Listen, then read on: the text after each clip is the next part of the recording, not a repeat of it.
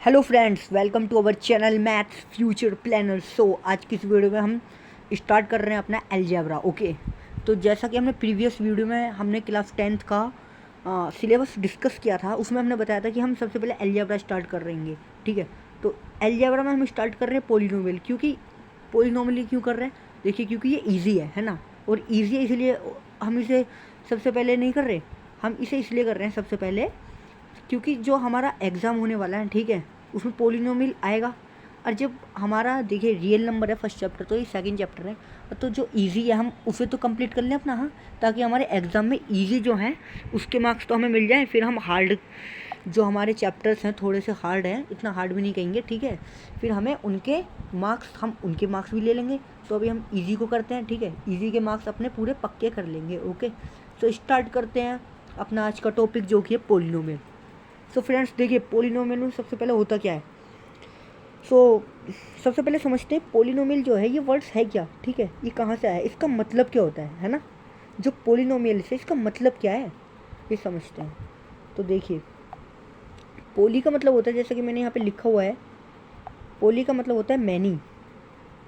क्या होता है? पोली का मतलब होता है मैनी, और नोमियल्स का मतलब होता है टर्म्स। तो मैनी टर्म्स यानी कि एक ऐसी इक्वेशन जिसमें कई टर्म्स प्रेजेंट हो, है ना। मैनी का मतलब बहुत सारी, जिसमें बहुत सारी टर्म्स प्रेजेंट हो, उसे हम बोलते हैं पोलिनोमियल। एक ऐसी इक्वेशन जिसमें बहुत सारी टर्म्स प्रेजेंट हो, वो कहलाएगा हमारा पोलिनोमियल। एग्जाम्पल, अब देखिए, ठीक है, मैनी टर्म्स प्रेजेंट हो से बोलेंगे हम पोलिनोमियल। अब समझो भाई, चलो पोलिनोमियल तो समझ में आ गया, जिसमें मैनी टर्म्स प्रेजेंट हो ये पोलिनोमियल कहलाएगा। लेकिन टर्म्स क्या होती हैं ये भी तो पता होना चाहिए।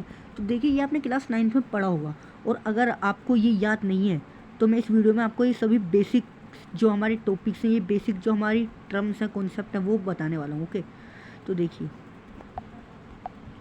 यहाँ हम बेसिक में सीखेंगे टर्म्स के बारे में। टर्म्स क्या होती हैं, कॉन्स्टेंट क्या होते हैं, कोफिशिएंट क्या होते हैं, वेरिएबल्स क्या होते हैं। ओके, तो टर्म्स देखिए क्या होते हैं। तो टर्म्स को बताने से पहले मैं आपको कॉन्स्टेंट, कोफिशिएंट और वेरिएबल्स के बारे में बताना चाहूँगा, ठीक है, क्योंकि ये हमें हेल्प करेगा टर्म्स को समझने में।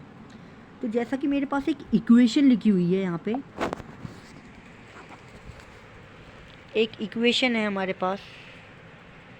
यहाँ पे मैं एक इक्वेशन लिखता हूँ 2x। ओके, यहाँ पे लिखता हूँ 2x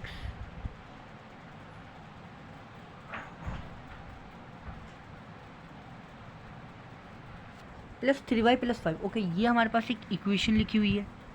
तो इसमें कांस्टेंट क्या है ना। तो देखिए, कांस्टेंट वो होता है जिसके साथ कोई भी अल्फ़ाबेट, है ना, अल्फ़ाबेट यहाँ पे क्या है, x और y।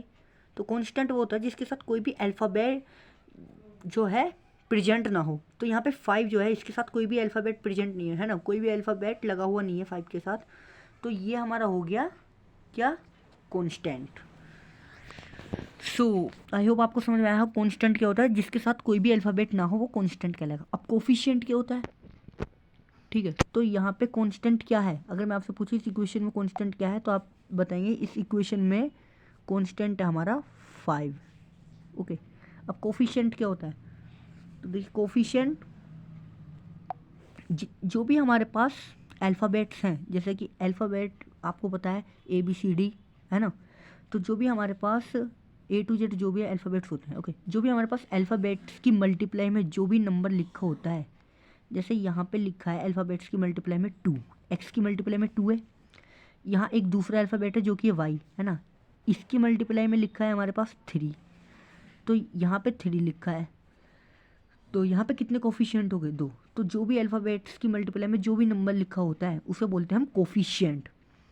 तो यहाँ पे कितने कोफिशिएंट है, 2। कौन कौन से, 2 और 3। मैं आपसे पूछी इस इक्वेशन में कितने कोफिशिएंट हैं, तो आप यहाँ पे लिख देंगे कोफिशिएंट है यहाँ पे 2, और कौन कौन से उनका नाम लिख देंगे आप 2,3, है ना, ये वाला 2 और ये वाला 3, ये दोनों क्या है यहाँ पे कोफिशिएंट है।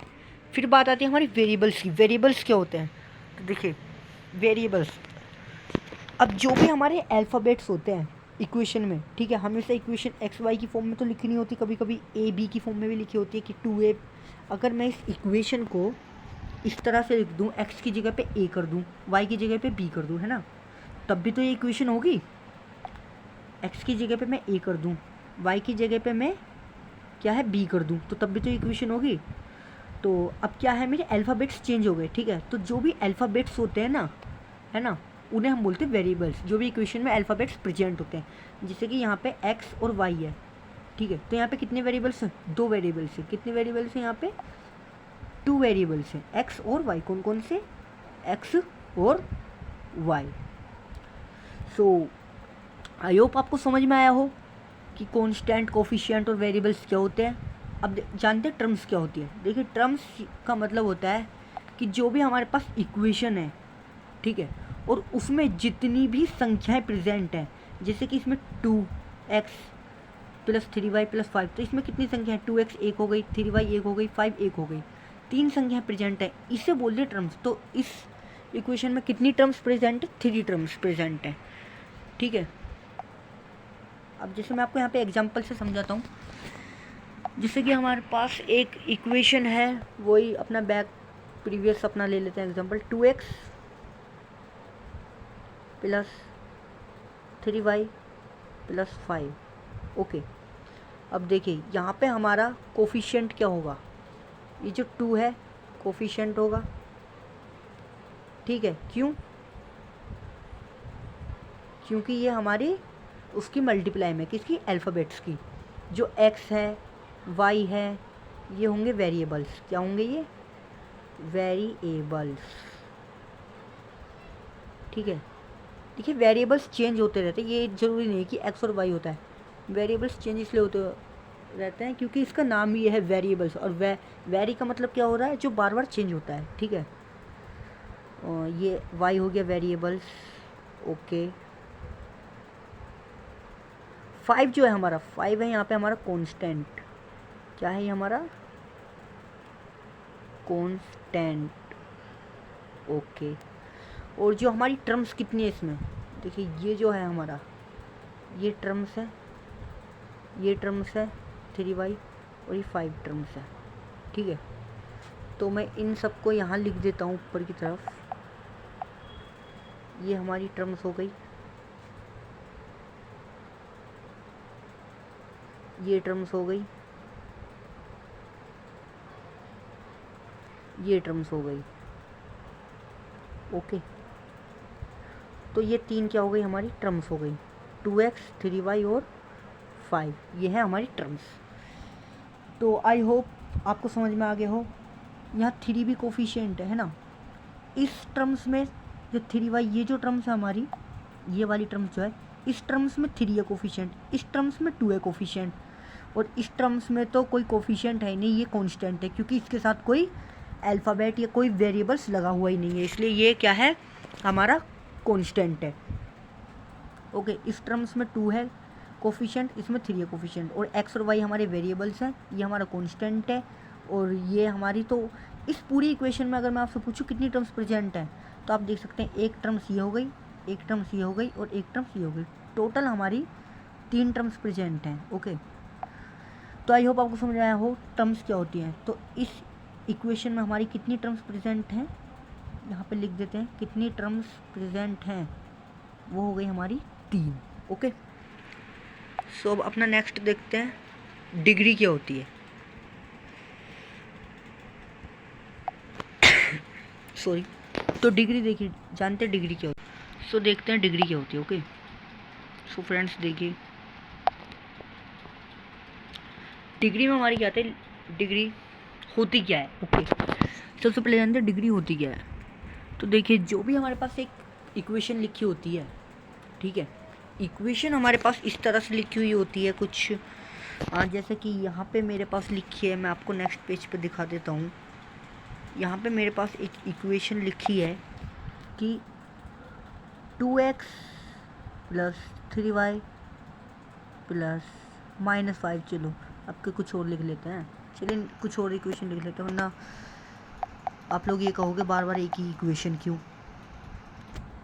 देखिए 5x plus 4y minus 2।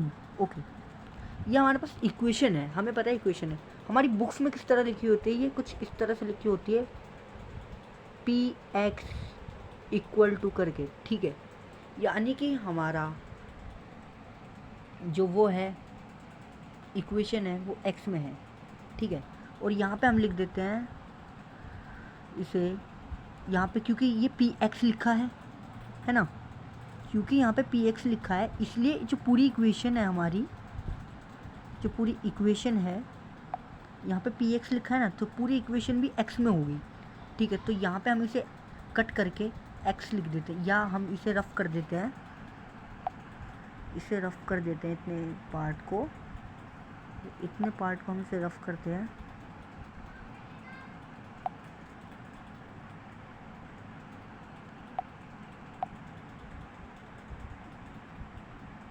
Okay, अब ये हो गया, क्योंकि वाई में नहीं हो सकता, क्योंकि जो ये हमें क्या इंडिकेट क्या करता है कि जो हमारा इक्वेशन है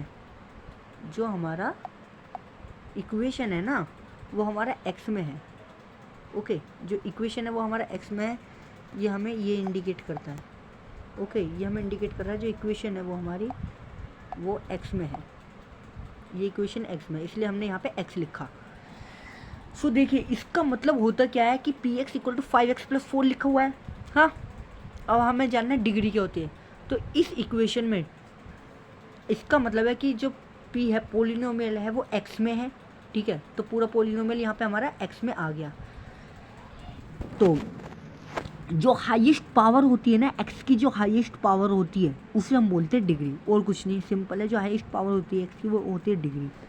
अब देखिए, मैं आपको ये समझा देता हूँ। इस इक्वेशन का मतलब होता है कि जो पोलिनोमियल है वो हमारा x में, इसलिए हम इसे x में ही लिखेंगे। अगर यहाँ पे 4 के साथ y आ जाता लिखा हो तो इसका मतलब इक्वेशन गलत है, क्योंकि ये हमें यहाँ बता रहा है कि जो पूरी इक्वेशन है वो x में है। अगर यहाँ पे y होता x की जगह पे तो यहाँ पे y आ जाता, यहाँ पे z होता तो यहाँ पे z आ जाता। ओके, तो देखिए, हम बात करते हैं डिग्री की।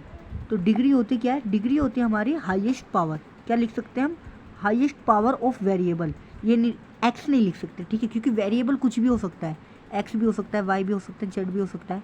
तो हम यहाँ लिख सकते हैं हाईएस्ट पावर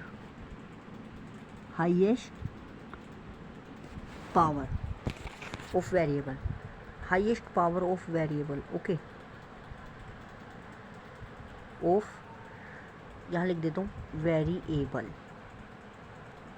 वेरिएबल की हाईएस्ट पावर। ओके फ्रेंड्स, फिर आता है लीनियर पोलिनोमियल क्या होता है। देखिए, लीनियर का मतलब होता है 1। मैं आपको यही बता देता हूँ, लीनियर का मतलब होता है 1, क्वाड्रेटिक का मतलब होता है 2, लीनियर का मतलब होता है हमारा क्या 1, क्वाड्रेटिक का मतलब क्या होता है हमारा 2, क्यूबिक का मतलब क्या होता है हमारा, क्यूबिक का मतलब होता है हमारा 3, ठीक है। तो यानी कि हमें पता है पोलिनोमियल जिसमें इक्वेशन आती है, तो पोलिनोमियल जब भी आए मतलब समझ लेना कोई एक इक्वेशन है, ठीक है, इतना याद रखो। पोलिनोमियल जब भी आए यानी कि कोई एक हमारे पास इक्वेशन है ऐसी, ठीक है। तो यहाँ पे इक्वेशन आ गई, ठीक है। अब ये इक्वेशन आ गई, इसका मतलब क्या है, इसकी डिग्री क्या है 1, ठीक है। हम देखेंगे डिग्री क्या होती है, हाईएस्ट पावर वेरिएबल की, वेरिएबल क्या है यहाँ पे x, तो x की पावर क्या है 1। तो यानी कि मैंने बताया जिसकी भी पावर 1 हो उसे बोलेंगे लीनियर पोलिनोमियल, ठीक है। जिसकी भी पावर 1 हो उसे बोलेंगे लीनियर पोलिनोमियल, जिसकी भी पावर 2 हो वो हो गया क्वाड्रेटिक पोलिनोमियल, और जिस भी वेरिएबल की पावर 3 हो वो हो गया हमारा क्यूबिक पोलिनोमियल। ओके, सो यहाँ पे कुछ एग्जांपल लिख लेते हैं हम लीनियर क्वाड्रेटिक पोलिनोमियल के। जैसे कि हो गया 2x plus 5 linear polynomial. Okay friends, so आज की वीडियो में इतना ही, नेक्स्ट वीडियो में देख। सो क्वाड्रेटिक पोलिनोमियल्स में हो गया हमारा, जैसे यहाँ पे हमारा x की पावर जो है यहाँ पे 1 है, तो ये हो गया लीनियर पोलिनोमियल, और जिस भी वेरिएबल की पावर 2 हो तो वो हो जाएगा हमारा क्वाड्रेटिक पोलिनोमियल। जैसे कि यहाँ पे एग्जांपल लिखते हैं क्वाड्रेटिक पोलिनोमियल का, हम यहाँ पे लिखेंगे, जैसे यहाँ पे 2x² प्लस 3x और प्लस 5 लिखा है, ठीक है। तो यहाँ पे जो हमारा वेरिएबल है उसकी हाईएस्ट पावर क्या है, वो है 2, तो इसका मतलब ये हो गया हमारा क्वाड्रेटिक पोलिनोमियल। और क्यूबिक पॉलिनोमियल में क्या होगा, जो हाईएस्ट पावर होगी x की वो हो जाएगी यहाँ पे 3। तो जैसे कि यहाँ पे हम लिख देंगे 3x³ प्लस 4x² प्लस 5। तो ये हो गया हमारा क्यूबिक पॉलिनोमियल, ठीक है। सो ये था हमारा बेसिक कॉन्सेप्ट क्लास 10th के चैप्टर 2 के लिए। सो आज की वीडियो में इतना ही। अगर आपको वीडियो अच्छी लगी हो तो वीडियो को लाइक करना, चैनल को सब्सक्राइब करना और अपने फ्रेंड्स के साथ शेयर करना। और एक बार देख लेते हमने क्या क्या पढ़ा था आज। पॉलिनोमियल्स यानी कि मैनी टर्म्स हो गया, इसके बाद टर्म्स कोफिशिएंट कांस्टेंट, ठीक है। और इसके बाद हमने degree, linear polynomial, quadratic polynomial क्या होता है। लीनियर पॉलिनोमियल जब भी आए तो हमेशा ये याद रखना कि लीनियर का मतलब होता है 1, यानी कि जो भी हमारी इक्वेशन है अगर उसकी पावर, जो हाईएस्ट पावर है वेरिएबल की 1 है, तो वो लीनियर पॉलिनोमियल हो गया। और अगर उसकी हाईएस्ट पावर 2 आ जाए वेरिएबल की तो वो क्वाड्रेटिक हो गया। और हाईएस्ट पावर 3 आ जाए तो वो क्यूबिक हो गया। Okay, so here you can understand about coefficient, variable, terms and constant. Okay, so thanks for watching this video.